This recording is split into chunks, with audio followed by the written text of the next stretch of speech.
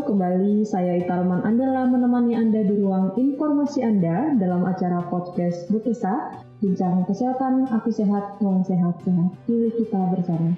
Baik kaum Bukesa dimanapun Anda berada saat ini menyaksikan podcast Bukesa.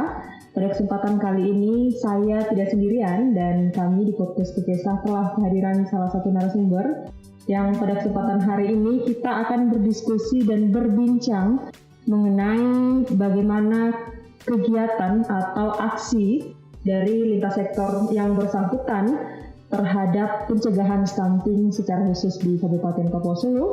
Langsung saja kita tanya kabarnya dan siapakah beliau saat ini ada di samping saya. Kita persilakan untuk perkenalan terlebih dahulu, Pak. Ya, baik. Nama saya Indra Kumara. Saya selaku sekretaris di Badan Perencanaan Pembangunan Daerah Kabupaten Kapuasulu. Iya.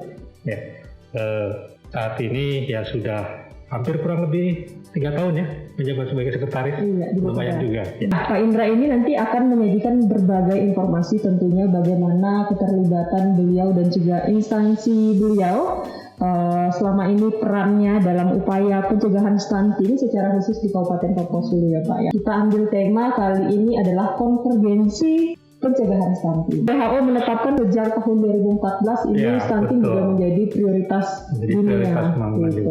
Pak Indra, sering sekali nih kita dengar ada banyak edukasi-edukasi yang berkaitan dengan pencegahan stunting. Yang Bapak temui sendiri di lapangan, Pak, faktor-faktor yang menyebabkan stunting selain dari faktor kesehatan itu sendiri apa aja nih Pak? Faktor-faktor di luar kesehatan ya. Baik, mungkin berawal dari pendidikan ya, dari yang bersangkutan, dari keluarga, dari sisi keluarga, baik itu ya ibunya, kemudian orang tuanya lah terutama. Karena kalau mereka tidak memahami bagaimana tentang gizi ini juga sulit juga. Itu pendidikan sangat penting, sehingga sosialisasi ataupun apapun namanya, pemberitahuan kepada masyarakat itu harus sering kita lakukan. Karena dengan pendidikan inilah yang kemudian menyebabkan aktivitas-aktivitas lainnya, seperti misalnya persoalan gizi pangan, atau mungkin juga pendidikan anak, kemudian bagaimana dia bisa paham untuk datang ke posyandu, menimbang anak, mengukur tinggi badan dan sebagainya. Itu berawal dari pendidikan. Kalau yang bersangkutan tidak memahami pentingnya penanganan atau pencegahan stunting ini, cukup merepotkan memang. Nah, selain pendidikan juga kaitannya dengan sanitasi lingkungan, ya. Ada beberapa hal yang ini harus kita perhatikan, mulai dari buang air limbah, kemudian buang air besarnya, kamar mandi dan sebagainya. Ini sangat penting, kaitannya dengan nanti kesehatan juga. Mungkin yang bersangkutan sudah paham bahwa kebutuhan air bersih, gitu ya, akses terhadap air bersih itu sangat penting buat mereka. Tapi kalau kemudian mereka sendiri juga tidak punya kemampuan untuk membuat atau mengakses kepada air bersih, itu juga tidak bisa lakukan. Karena tidak mungkin yang bersangkutan kemudian setiap ingin mandi atau buang air besar pinjam kepada tetangga. Ya, sarana-prasarana enggak. Ya, sarana-prasarananya kurang. Nah, ini menjadi perhatian juga. Nah, biasanya ini terjadi kepada masyarakat kita yang rumahnya tidak layak huni. Ini menjadi perhatian. Nah, di samping sanitasi juga ada semacam karena kaitannya dengan gizi ya, ini ketahanan pangan dari mereka. Misalnya pendapatan mereka hanya cukup segitu-segitunya, kemudian tidak mampu membeli sayur. Nah, ini bisa diatasi dengan melatih mereka untuk membuat tanaman sayuran atau mungkin tanaman obat keluarga ya di sekitar rumah mereka. Nah, itu beberapa hal yang saya kira menurut pandangan saya pribadi itu menyebabkan adanya stunting ini. Iya, baik. Selain dari pendidikan dan juga faktor ekonomi juga ya Pak ya. Makanya tadi diharapkan masyarakat ada yang namanya ketahanan pangan, mulai dari rumah tangga tentunya Pak ya. Nah, melihat dari beberapa faktor tersebut tadi, kalau dari instansi Bapak sendiri, Bapeda secara khusus, bagaimana perannya sejauh ini Pak terhadap pencegahan stunting itu sendiri? Dari Bapeda melalui bidang teknis ya teman-teman, ini berupaya untuk mengkoordinasikan beberapa teman-teman perangkat daerah yang lain, tidak hanya dari sisi sektor kesehatan, tapi juga dari pertaniannya, dari perikanannya, kemudian dari sanitasi itu dinas pemukiman, cipta karya dan sebagainya. Nah ini peran kamilah untuk mendorong teman-teman di perangkat daerah lain untuk bersama-sama membantu dalam penanganan stunting ini. Ya, karena ini kan kerja bersama dan tidak bisa hanya ditangani oleh kesehatan saja, karena saling berpengaruh satu dengan yang lain.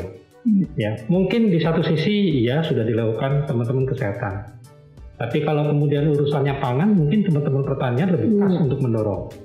Nah, itu juga yang kita lakukan sehingga kita dari Bapeda juga teman-teman bidang teknis berpikir untuk mengelaborasi lebih lanjut bagaimana kerjasama dengan pihak lain, misalnya dengan perusahaan-perusahaan swasta, apakah itu dengan perkebunan yang sementara ini sudah berjalan, kemudian kita koordinasikan, mereka punya lembaga yang berkaitan menangani itu, kemudian kita bekerja sama menangani stunting ini. Nanti kita pilih dari masing-masing lokasi, ya, lokus itu kita tentukan bersama, kemudian kita kerjakan bersama untuk penanganan pencegahan stunting ini. Iya, jadi selain menggait lintas sektor terkait dari unsur pemerintahan juga pihak-pihak swasta ya Pak. Iya. Nah, mungkin kalau selama ini yang kita dengar dari pihak swasta berupa CSR atau Corporate Social Responsibility yang biasanya bisa diterima oleh masyarakat ya Pak ya. Apalagi tadi yang kaitannya sanitasi, entah itu jamban sehatnya mungkin bisa dari pihak ketiga juga ya Pak ya. Iya. Nah Pak, upaya yang telah dilakukan atau bentuk penggalangan partisipasi dan bentuk kepedulian dari pemerintah selama ini untuk percepatan perbaikan gizi nih Pak dalam 1000 hari pertama kehidupan, apa aja yang udah dilakuin Pak? Ya, beberapa seperti intervensi gizi spesifik dan gizi sensitif ya, itu bagian yang kita lakukan untuk pencegahan stunting ini. Seperti pemantauan, promosi dan sebagainya, ini ya bagian yang harus kita kerjakan sebenarnya secara bersama-sama, karena disitulah kita bisa melihat bagaimana 1000 hari pertama ini bisa kita jaga betul-betul ya untuk mengurangi stunting ini. Iya. Bentuk komitmen pemerintah Kabupaten Kapuas Hulu sendiri dalam kegiatan percepatan pencegahan stunting ini sejauh ini seperti apa Pak? Ya, beberapa komitmen seperti ini mencantumkan di dalam saat ini ya, kita sedang dalam sisi kebijakan itu memasukkan dalam RPJM. Ya, yang memastikan itu sudah masuk dalam perencanaan dan kemudian kita harus kombinasikan itu dengan nanti Renstra di masing-masing perangkat daerah, karena itu bagian dari perencanaan pembangunan. Dan kami juga memfasilitasi beberapa pertemuan, misalnya rembuk stunting di tingkat kabupaten, kemudian bersama dengan teman-teman yang lain kita melakukan rembuk stunting di tingkat kecamatan, gitu ya. Dan ini kita mengajak teman-teman perangkat daerah maupun camat, gitu ya, desa-desa yang menjadi lokus itu untuk dapat bersama-sama mendukung kegiatan pencegahan stunting ini. Nah, bentuk nyata pelaksanaan intervensinya untuk penurunan stunting yang terintegrasi nih Pak, karena tadi melibatkan beberapa sektor. Apa aja nih Pak yang sudah dilakukan? Kalau beberapa bentuk nyata itu biasanya di tingkat lapangan ya, terintegrasi itu ada beberapa pertemuan terkait seperti yang terakhir dilakukan ini ada semacam pendataan awal ya. Kita ingin melihat kondisi awalnya seperti apa sih di tingkat desa itu. Nah itu nanti kita survei bersama. Nah dari kegiatan itu kemudian kita analisis sesungguhnya pendekatan apa yang bisa kita lakukan untuk ke sana. Termasuk di dalamnya nanti ya ada cakupan untuk ibu hamil, kemudian anak, posyandu dan sebagainya, kemudian nanti kita ada sosialisasi dan seterusnya itu. Nanti akan kita lihat dari hasil lapangan ini, survei bersama ini. Jadi mungkin perlakuan ke setiap daerah atau setiap desa-desa juga bisa jadi beda ya Pak ya, tergantung situasi yang ditemukan. Iya betul. Ya memang secara umum sih relatif sama ya, tapi biasanya ada beberapa perbedaan-perbedaan kecil yang perlu kita lakukan di masing-masing lokasi. Tadi Bapak menyebutkan ada intervensi gizi spesifik dan gizi sensitif gitu ya Pak ya. Bagaimana juga sinkronisasi kedua intervensi ini bisa dilaksanakan gitu Pak? Kita mencoba mensinkronisasikan dan mengharmonisasikan kegiatan-kegiatan ini dalam bisa gini, kita melakukan apa ya, mengundang teman-teman perangkat daerah lain gitu ya, dan lembaga-lembaga mitra, kita bahas deh bersama-sama. Kira-kira mereka punya peran di mana nanti. Nah ini kita lihat kadang-kadang gini, kita sendiri juga ada kekuatan-kekuatan tertentu, juga punya kelemahan tertentu. Di satu sisi kita melihat teman-teman lain nih punya kekuatan juga ternyata ya, kita lihat. Nah ini yang kita sinkronasikan, baik di setiap pertemuan maupun kita juga punya grup ya, ada grup teman-teman, grup penanganan stunting. Di situ kita bisa diskusi cukup banyak gitu ya, termasuk untuk implementasi di lapangannya. Nah ini cukup membantu, hanya memang kita karena wilayah kita yang cukup luas ya, desa-desa kita yang cukup banyak, sehingga butuh energi yang cukup besar juga ternyata. Dan ini kita harus pikirkan strategi lain gitu ya, untuk mendorong percepatan yang sudah kita lakukan. Meskipun terakhir penanganan kita alhamdulillah masuk ke hasil nomor 2 ya, se-Kalimantan Barat gitu ya. Tinggal sedikit lagi dari Sintang ya, selisihnya hanya 2 poin. Untuk percepatan pencegahan stunting ya Pak, penanganan. Jadi itu yang kita lakukan, dan sudah cukup bagus apa yang kita lakukan di tingkat kabupaten. Tinggal kita bisa lebih melihat lagi secara teknis apa saja baik kita di tingkat kabupaten, kecamatan maupun desa bisa lakukan, sehingga hasilnya akan lebih baik. Saya kira begini. Kaum Bukesah dimanapun Anda berada dan menyaksikan podcast Bukesah saat ini, tadi informasi dari Pak Indra bahwa Kabupaten Kapuas Hulu peringkat kedua untuk penanganan percepatan pencegahan stunting ya Pak ya. Iya. Nah kita juga perlu apresiasi, tidak terlepas hanya dari sisi kesehatan saja, tetapi tadi seperti disampaikan oleh beliau, ada banyak sektor-sektor terkait. Tentunya punya powernya masing-masing ya Pak ya. Nah Pak Indra, melihat data stunting bahkan tidak hanya menjadi permasalahan di Indonesia, justru juga menjadi permasalahan dunia saat ini. Kenapa sih dari tahun 2014 itu ini jadi isu yang masih panas sampai dengan sekarang, kok nggak bisa tuntas-tuntas gitu ya Pak ya? Iya. Nah, tantangannya apa sih Pak sehingga program pencegahan stunting ini masih mungkin ada terjadi penurunan secara persentase, tetapi masih saja terjadi, masih banyak juga angkanya gitu ya Pak ya. Nah mungkin kendalanya apa ini Pak? Baik, nah ini sebenarnya kalau kendala kita lebih bercerita ke tantangan kita ya. Nanti kalau saya bicara kendala, nanti ternyata muncul masalah lain.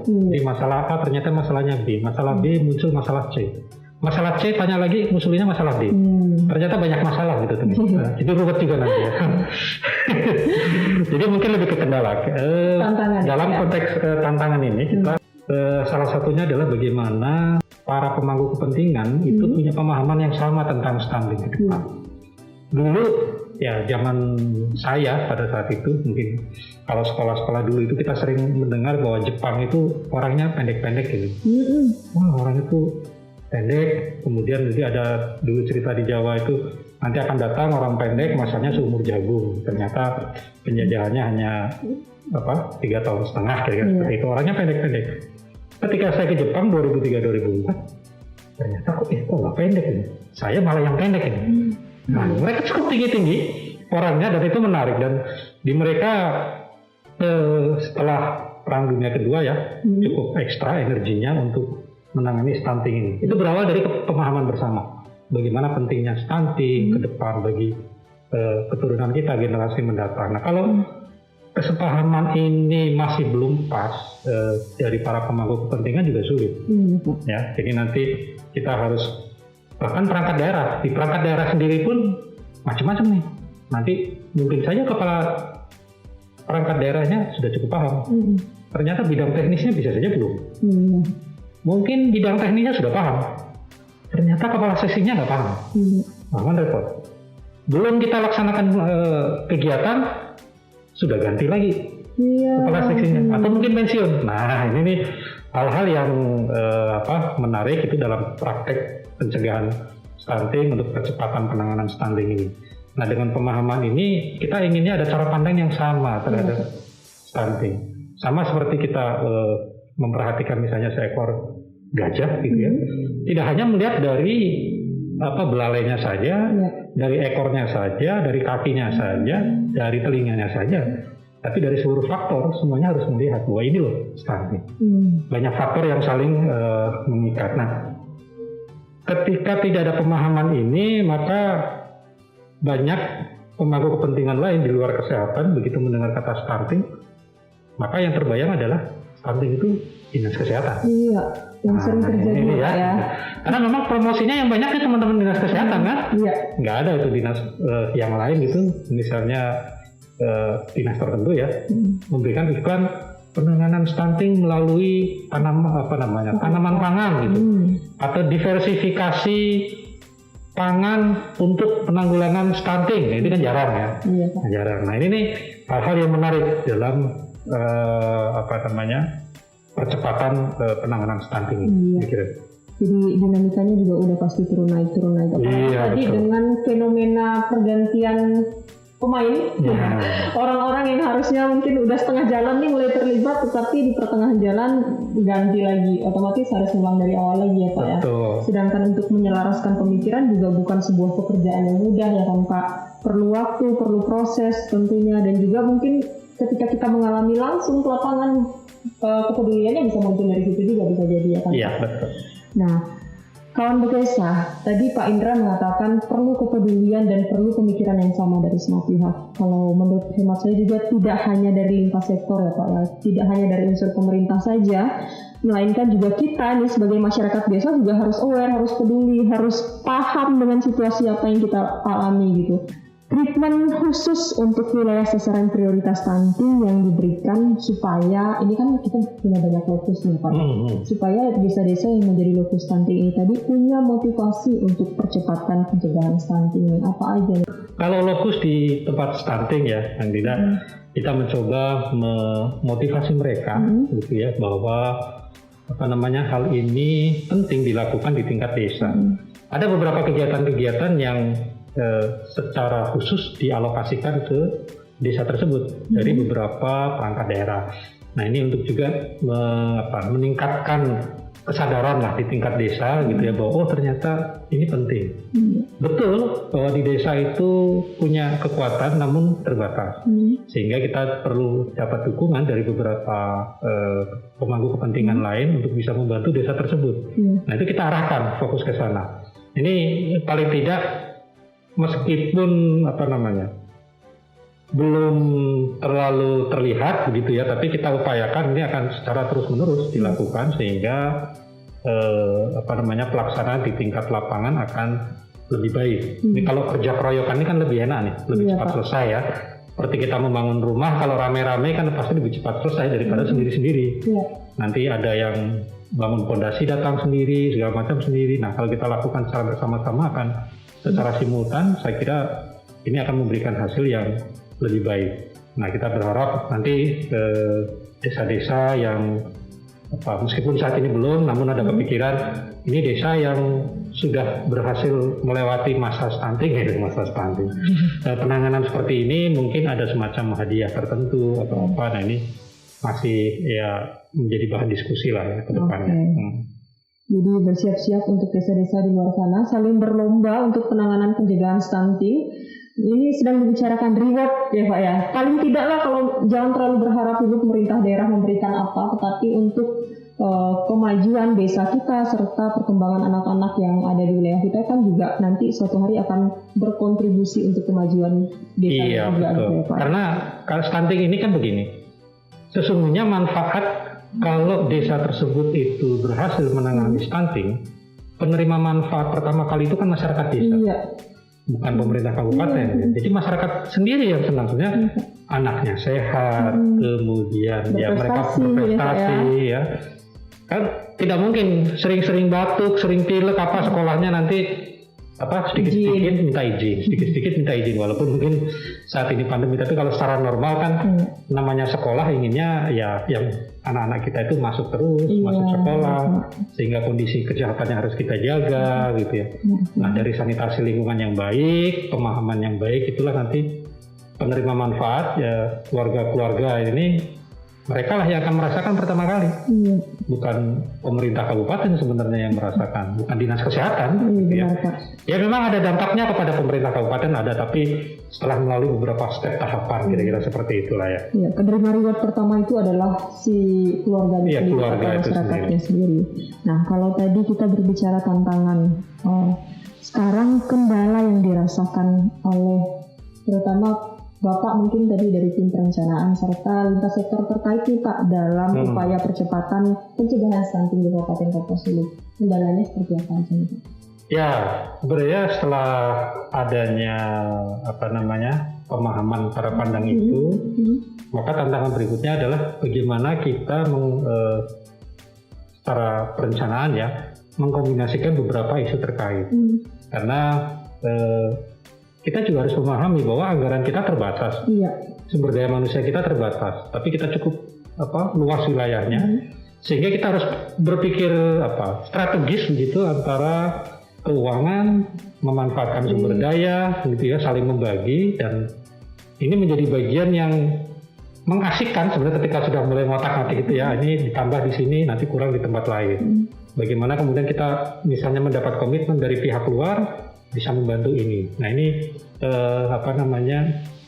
tantangan berikutnya. Karena kita biasanya punya target berapa jumlah desa, ya lokusnya sudah kita tetapkan. Nah ini yang harus kita perhitungkan betul di tengah keterbatasan anggaran yang ada, sumber daya yang ada. Sarana prasarana kita juga yang masih terbatas ini harus bisa kita kombinasikan semaksimal mungkin untuk menangani stunting di lokus-lokus prioritas seperti ini. Kondisi desa seperti yang dipaparkan oleh Pak Indra, semoga ini juga menjadi manfaat untuk kaum desa yang menyaksikan dimanapun berada saat ini. Terutama ini menunjukkan bahwa pemerintah Kabupaten Kapuas Hulu juga fokus terhadap penanganan pencegahan stunting di Kabupaten Kapuas Hulu. Terbukti tadi pemerintah daerahnya dapat posisi kedua ya Pak ya. Alhamdulillah. Untuk percepatan penanganan stunting di Kalimantan Barat. Kita juga melihat keseriusan dari seluruh stakeholders yang menangani serta terlibat dalam upaya pencegahan stunting. Nah, Pak Indra mungkin bisa closing statement untuk kaum desa yang sedang menyaksikan kita tentang percepatan pencegahan stunting. Silakan Pak. Oke, closing statement saya, kita bersama-sama menangani stunting, dimulai dari diri kita sendiri, dimulai dari keluarga kita sendiri, dimulai dari yang hal sederhana, yang kecil-kecil, dan kapan lagi kita mulai sekarang. Jangan menunggu besok, jangan menunggu lusa, jangan menunggu minggu depan, karena kalau kita lakukan minggu depan sudah terlambat. Lakukan sekarang. Kita semua punya kekuatan, lakukan hal terbaik apa yang bisa kita lakukan untuk penanganan stunting di Kabupaten Kapuas Hulu. Bersama kita bisa. Baik, Pak Kesah, demikian tadi obrolan singkat dengan Bapak Indra. Mungkin nanti di lain kesempatan, kalau Konbu Kesah di luar sana mungkin sudah familiar nih sama wajah Pak Indra ya Pak ya. Ke desa-desa, ke kecamatan-kecamatan, pasti nanti akan sering ketemu sama Bapak ya Pak ya. Apalagi mengunjungi lokus-lokus stunting ini.